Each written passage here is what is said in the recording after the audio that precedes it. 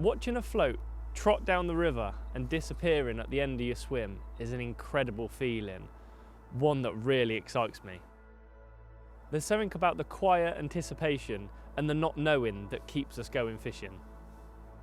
When you pick up that slack line and the rod hoops over and you feel that explosive power, now that is a feeling you can't put into words.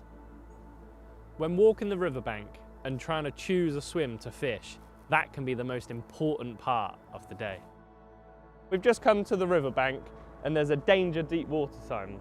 So one of the first things that we're going to do is just see how deep the water is, because it's almost like a beach here. So we're just going to extend the bank stick and have a little prod about, but being extra safe, just so we know exactly what the depth of water it is in front of us.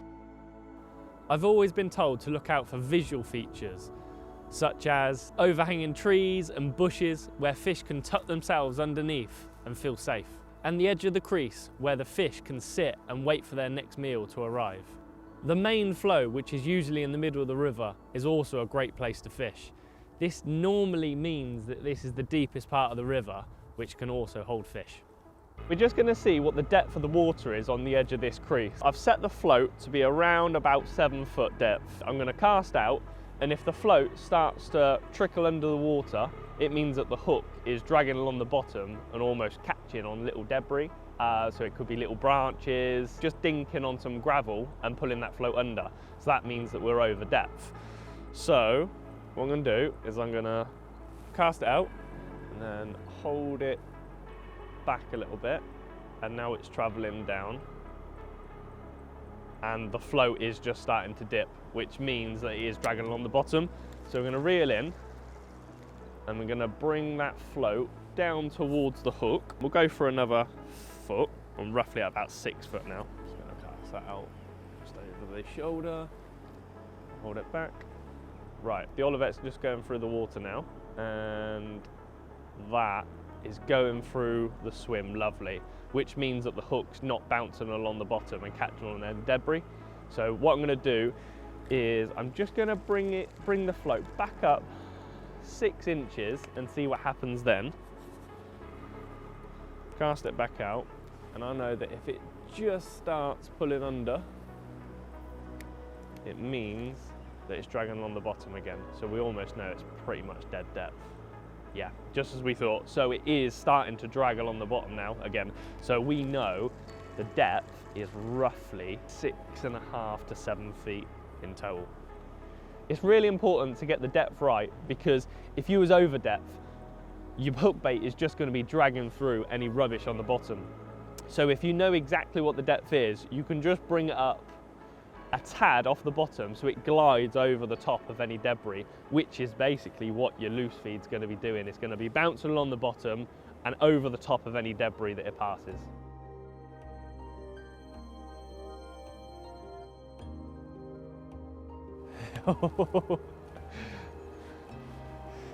Whoa, look at that. First trot through the swim, and this has gone under at the very end of the swim. It's lovely to kick off the day with a chub first chuck. As you can see, I'm stood in the water today, and this is because the bank that we're stood on is like a beach. It gradually gets deeper, so when netting fish, it's a lot easier when you're in that depth of water. I'll give you a rundown of the tackle I'm using today, starting with the rod. I've gone with a 13-foot rod, which will help me stay in control of the line, so I don't have to strike through the belly of the slack line, which could potentially mean that I miss a bite. There's not many baits that's cheap and effective as bread, especially when you're using bread punch, because all you do is you get a flat bit of bread and you literally just punch it, so almost press down and twist, and then it pops out in a nice disc. And it's got a nice little slot on the edge of the brass that you just pop the hook into and just hook it on. And then you just roll it around the bend of the hook and have a little squeeze. And that is irresistible to most fish that are in this river. The line I'm using today is 4-pound main line. Now this is a great line and quite thin in diameter, so I can cast lighter floats effortlessly. The float I'm using today is a 3-gram Visi Trotter. This is a float where you can set the pace of it travelling downriver. If it's travelling through too quickly, you can hold it back and slow it down so it's not travelling through too quickly. We haven't had any more fish since that first swim that we was in, so we've come further downstretch and into a nice little bay where it comes round, and we've got a few visitors behind us, as you can probably see, and they're not really leaving us alone. Hey. He wants me mince pie. Excuse me. No. Oh my God. So we'll put the bait away so they hopefully disappear and then get it back out. I'm using a 3-gram Olivet so it can bomb the bait down to the bottom and fish as quickly and effectively as possible. If I was to use split shot spread out down the line, this would take way too long to settle. And for all I know, it could finally settle right at the very end of the swim when I'm reeling back in. And that's not fishing effectively. The hook length I'm using is a B560 hook to nylon. And this is tied to a size 16 hook on 3-pound line. This line is thin enough to fool those old wiser fish, but also strong enough to play those bigger fish that we might encounter. With regards to bait, I don't think you can go far wrong with bread and maggots. You can pick up a handful of maggots as hook bait and a loaf of bread for less than £5. It doesn't get much cheaper than that. Feeding liquidised bread on the crease of the main flow is a devastating tactic, which on the right day you can really tempt a few fish to feed.